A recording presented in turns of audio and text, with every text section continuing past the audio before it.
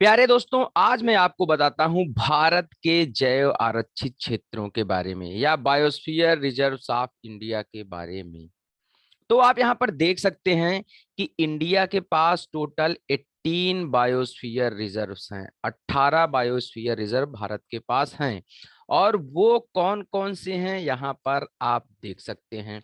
रंगों पर मत जाइए दोस्तों, ये एक्चुअली मैंने थोड़ा सा स्लाइड को अट्रैक्टिव बनाने के लिए कलर चेंज कर दिए हैं। तो आप 18 के नाम यहाँ पर देख सकते हैं। इंडिया का सबसे पहला बायोस्फीयर रिजर्व जो डिक्लेयर हुआ वो था नीलगिरी। और वो कहाँ पर है? तमिलनाडु केरला के बॉर्डर पे। और ये इंक्लूड हुआ 1986 में, मतलब 1986 में इंडिया का फर्स्ट बायोस्फीयर रिजर्व स्टैब्लिश हुआ। उसके बाद 1988, 1989 ऐसे करते हुए लगातार 2011 तक बायोस्फीयर रिजर्व्स स्टैब्लिश होते गए हैं, या जो जंगल के एरिया हैं उनको बायोस्फीयर रिजर्व का दर्जा दिया गया है। तो नीलगिरी के बाद फिर आप देख सकते हैं नंदा देवी उत्तराखंड में है, वो बायोस्फीयर रिजर्व डिक्लेयर हुआ। फिर उसी तरीके से नौकरेक मेघालय में बायोस्फीयर रिजर्व डिक्लेयर हुआ। गल्फ ऑफ मन्नार तमिलनाडु में है, ये बायोस्फीयर रिजर्व है।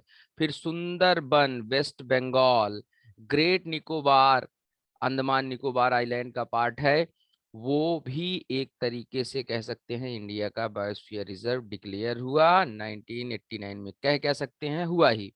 मानस असम में है, सिमलीपाल उड़ीसा में है, डिब्रू सैखोवा असम में है।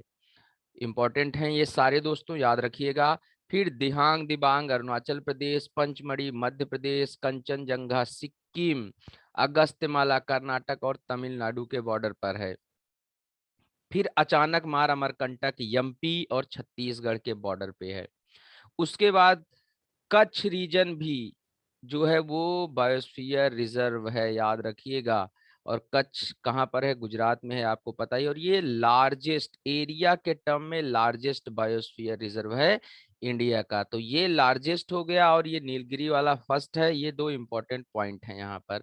फिर cold desert biosphere reserve Himachal Pradesh में है, शेषाचलम है आंध्र प्रदेश में, और पन्ना है मध्य प्रदेश में। तो ये टोटल 18 इंडिया के बायोस्फीयर रिजर्व्स हैं। अब मैंने आपको पहले ही बताया था दोस्तों, ये तो इंडिया के बायोस्फीयर रिजर्व हैं।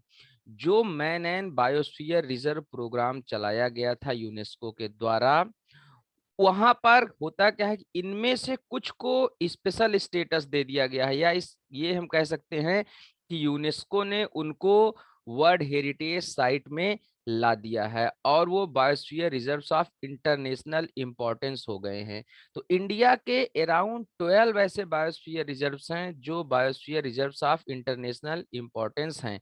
आइए देखते हैं वो कौन कौन से हैं। तो दोस्तों उन्हीं 18 में से 12 को यूनेस्को ने अपने मैप प्रोग्राम में, मैन एंड बायोस्फीयर प्रोग्राम में शामिल किया और उनको वर्ल्ड हेरिटेज साइट का दर्जा दे दिया। तो 12 हैं, ये याद रखिएगा कौन कौन से हैं। नीलगिरी, गल्फ ऑफ मन्नार, सुंदरबंस, नंदा देवी, पंचमढ़ी, नौकरेक, सिमलीपाल, अचानक मार, अमरकंटक। है ना, नाम कितना अच्छा है।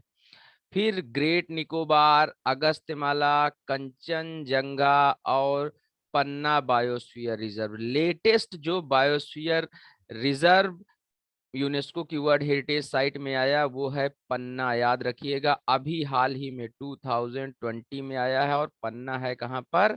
मध्य प्रदेश में है। तो सबसे पहला हेरिटेज लिस्ट में आया नीलगिरी बायोस्फीयर रिजर्व। इस्टेब्लिश तो ये बहुत पहले हो गया था, लेकिन मैप का पार्ट ये कब बना है? 2000 में बना है। तो दोस्तों फर्स्ट ये हुआ था इंक्लूड, और लास्ट अभी पन्ना हुआ है। उसके बीच में ही बाकी सारे हुए हैं। इनके स्टेट्स कौन कौन से हैं इनको याद रखिएगा। और इस तरीके से अगर आप ये सारी चीजें याद रख लेते हैं तो आपको बहुत ही फायदा होगा।